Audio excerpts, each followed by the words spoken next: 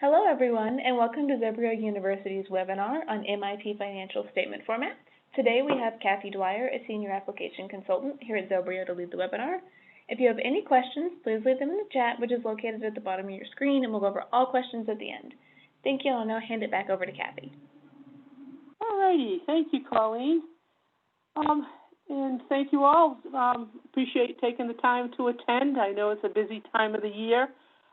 So why don't we jump in and get started, and I'll go over some of the finer points of financial statements in the MIP accounting system. Okay.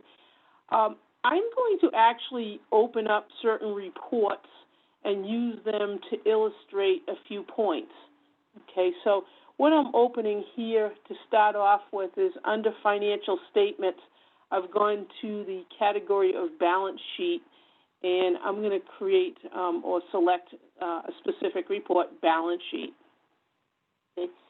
What I'd like to talk about first off with a financial statement report. It doesn't have to be a balance sheet. It could be a revenue and expense. It could be combined reports. You're going to basically see these 4 different dates on the Setup tab. And just a brief understanding of what those dates are is the one on the upper left, the account balances begin date. This basically relates to your fiscal year close. Okay. Now, this database that we're in, the fiscal year runs January 1st through December 31st. And what the date 1/1/2018 indicates is that is the last time balances have been rolled forward. Okay, so essentially what happens is the fiscal year 17 was closed and opening balances were run or were brought forward to the date of 1/1/18.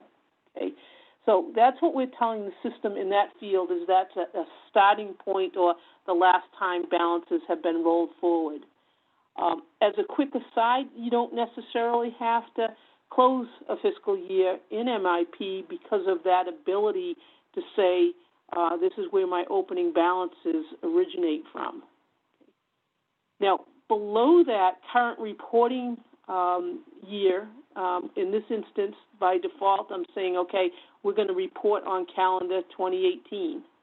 And to the right of that, basically asking for the entire fiscal year. Okay.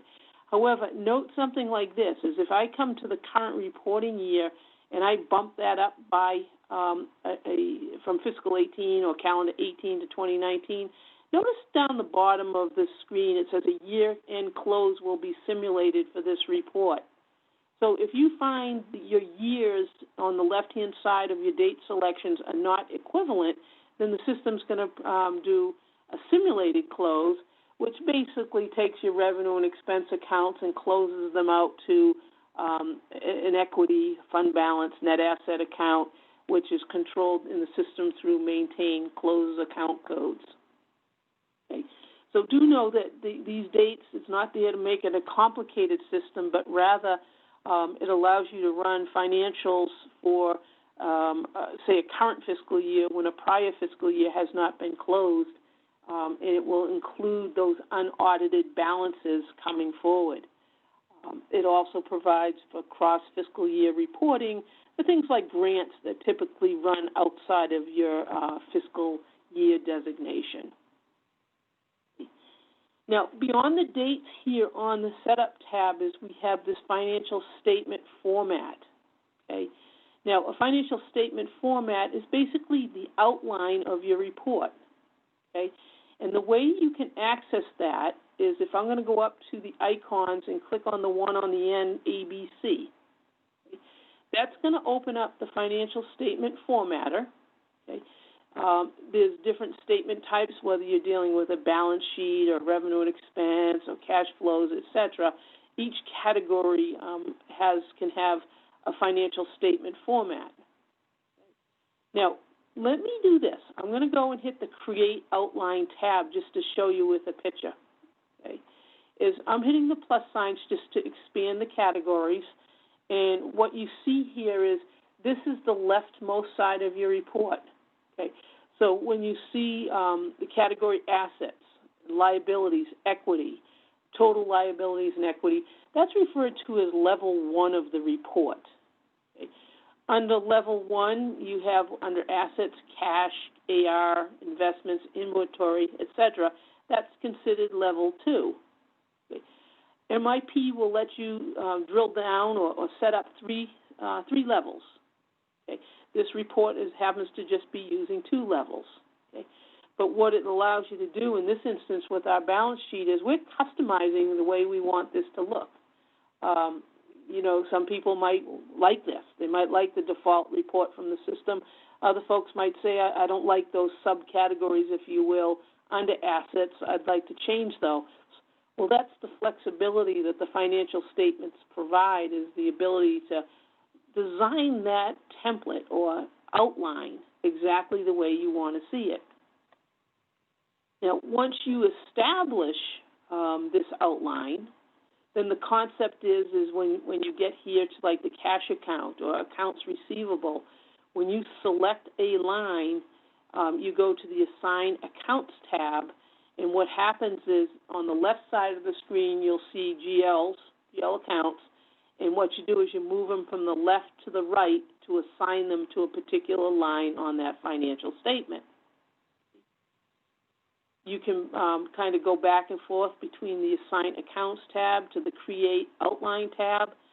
You can select a line, back to Assign Accounts, and you can see the various lines that are assigned to, or accounts that are assigned to a particular line. Okay. Now, let me close out of here. Let's give it the presumption that this is okay, that we have it, we're set up, we've got our date ranges, we've got our financial statement format. I'm going to go ahead and hit the print to screen icon.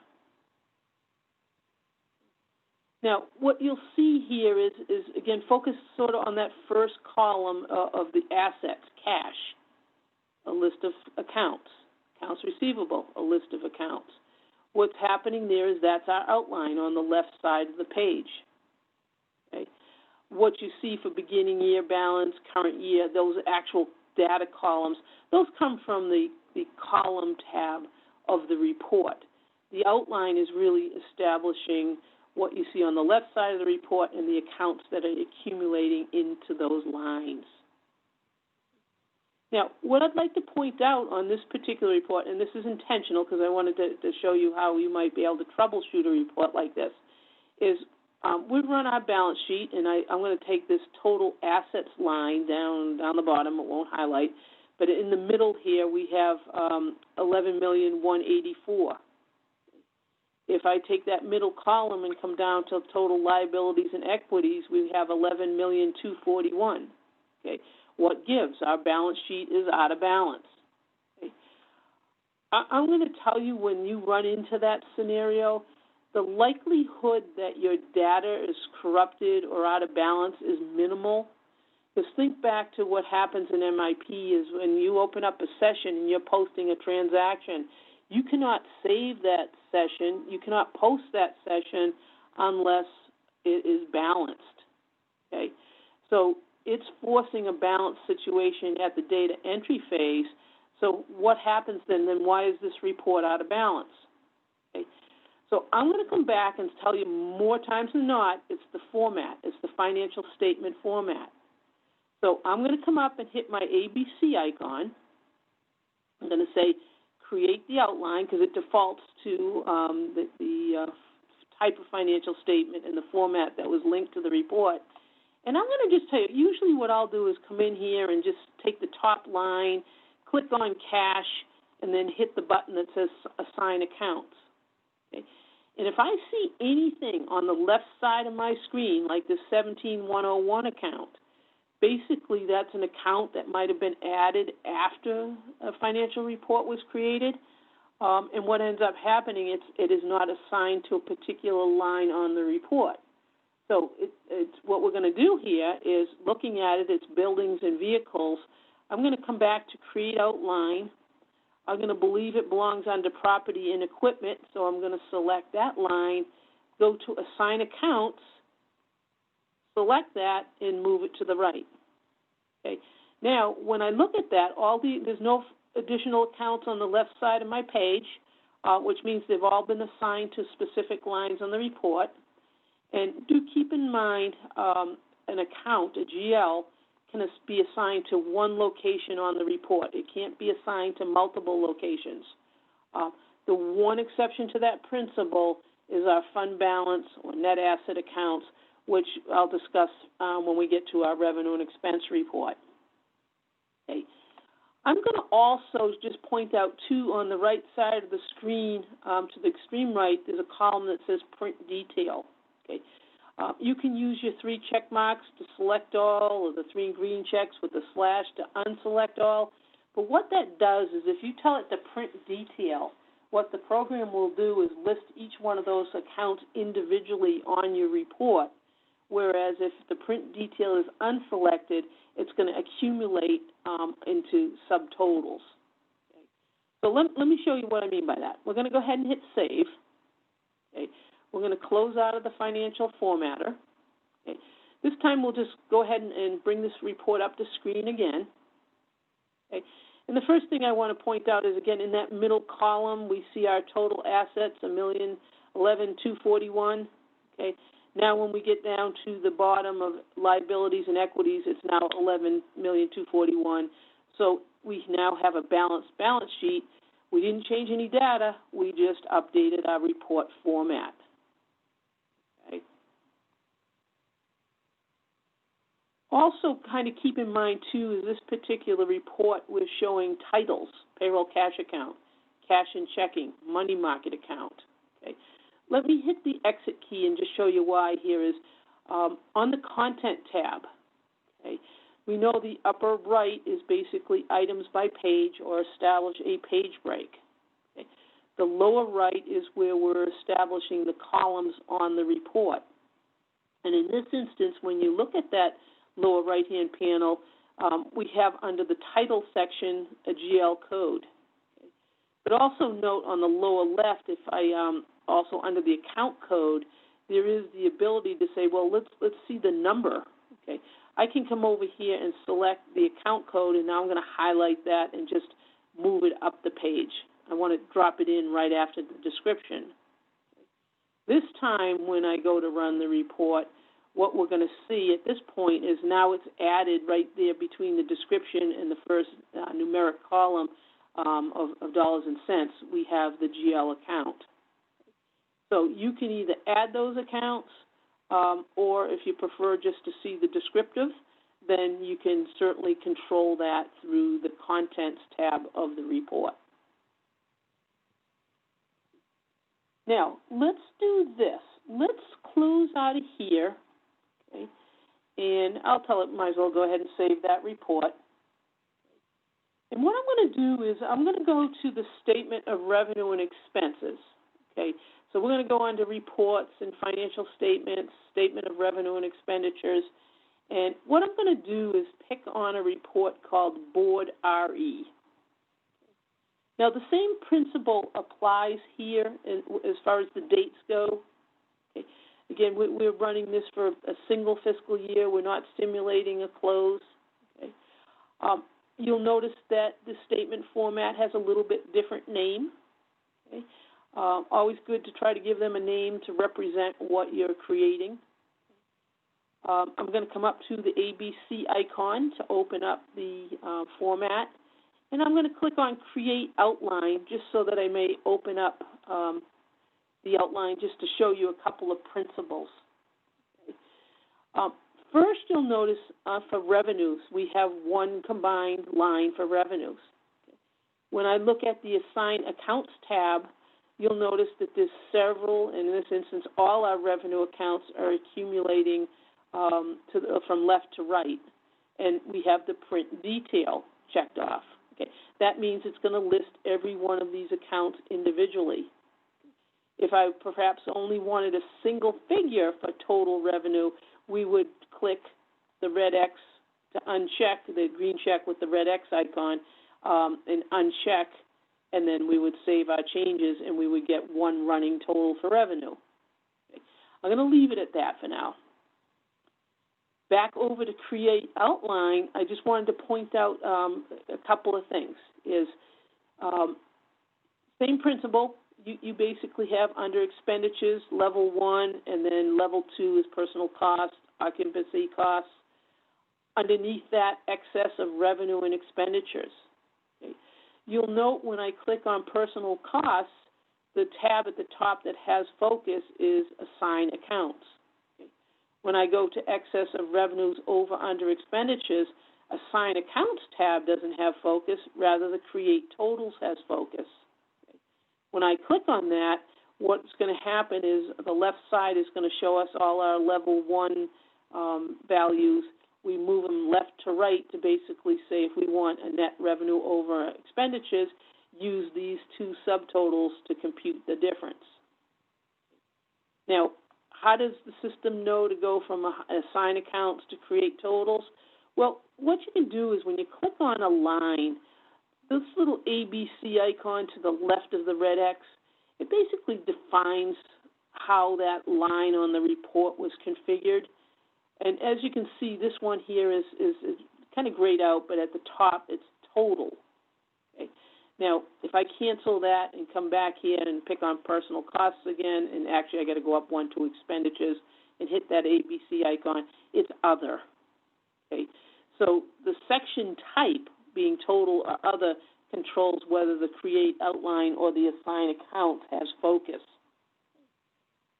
Below that, when it says specify the section account categories, what makes that unique is the sign. You know, do you want your revenue? If you're in the revenue section, you tell it you have revenue accounts. And what it really does is it tells the system to reverse the sign on the numbers so that your revenue doesn't come in with negative numbers. And then the last principle I wanted to tell you about is we've got a line here for beginning fund balance and changes in fund balance. Okay. The idea with this is again, I think I mentioned that each GL account can only be selected once to a particular line on the report. The one exception to that is your NAE accounts or net asset accounts that are basically established in your chart of accounts. And what ends up happening is beginning fund balance, if I come up here and I say assign accounts, you'll see on the right-hand side of the screen it's the 30,001 account. If I come back to create outline and I check changes in fund balance and I assign accounts, you'll notice it's the same account. Okay. So what tells the system the difference between a beginning fund balance and a change in fund balance? Well, again, that's by selecting the line and hitting this ABC icon. You'll see that the beginning fund balance has a section category right in the middle of fund balance. Okay. Over here, under changes in fund balance, when I select the ABC icon, rather than fund balance, it's changes in fund balance. Okay. So the difference is the beginning fund balance is going to pick up any opening entries that either you've entered under a user type or a transaction entry type other than N, whereas changes in fund balance is picking up normal or N-type entries that you might make directly to a fund balance account throughout the year. Okay.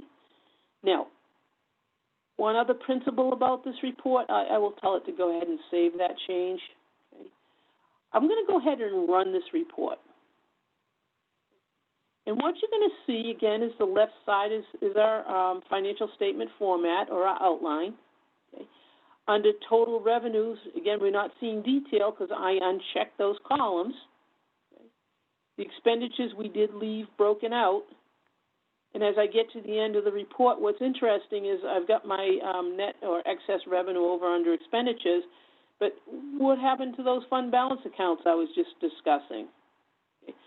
The one thing you want to keep in mind is this. The Options tab, which will have different questions based on the type of report you're running, okay?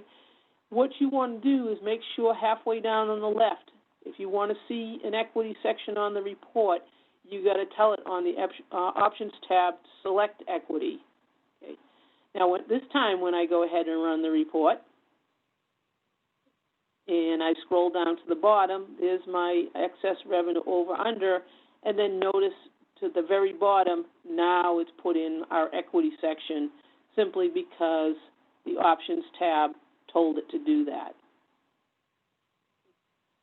One more last point in regards to this Options tab, which I think is kind of handy, is you'll notice about third of the way down, total budget is a from through range. Okay. What the system is talking about there is when I come back to the Content tab, and on the lower left, I'm just going to roll up a few numbers just to make it a little easier to see my point. Is you'll notice here on the lower left, you've got year-to-date budgets, and then you have total budgets. And what the heck is the difference between the two? Well, year-to-date honors your fiscal year. So regardless of whether your fiscal year is January through December or July through June or whatever the case may be, year-to-date is dealing or honoring your fiscal year. Total budget, on the other hand, is going to honor what it sees on the Options tab. Okay, so if we select total, and it is quite possible to select total budget and then make sure your tab here, your Options tab, represents your fiscal year. But again, think in terms of the dates range on the Setup tab allows us to do cross-fiscal year reports. Well, so doesn't the total budget. Okay, by specifying a total budget range, which could cross between fiscal years, and by selecting total budget here versus year-to-date budget, it again facilitates the creation of cross-fiscal year reporting.